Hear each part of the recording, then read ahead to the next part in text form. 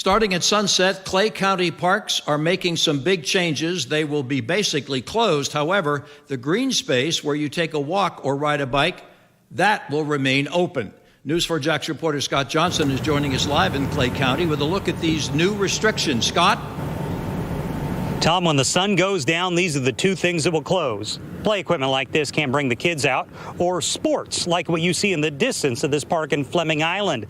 They're trying to stop any sort of groups who are gathering together, but you can still come out and walk your dog on your own, but they are going to crack down on groups in parks in Clay County. Clay County shutting down parks. Partly, if you want to take a walk through the green space in a park or ride a bike, that's still allowed. But the places that tend to get packed are spots like play equipment and fields where sports happen. Well, it's kind of a shame because the children are out of school and they like to go to the park. And I have a 7-year-old granddaughter that comes down here.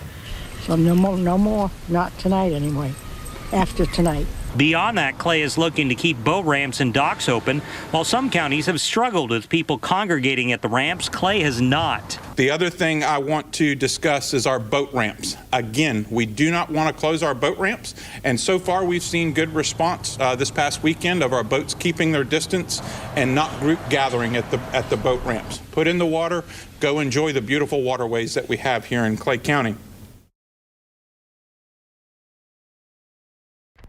In Clay, affecting parks here in the next couple hours. They will start to close. Law enforcement telling me they haven't had any problems with people not following rules in Clay County, but they are monitoring things. But for about the next hour or two, you can play at the park. We're live in Clay County. Scott Johnson, Channel 4, the local station. Scott, as you traveled around from Duval to Clay County today, did you see any difference between the two in the level of activity on the streets and elsewhere? It's hard to visibly see it, Tom, but there are two distinct differences between Duval and Clay County.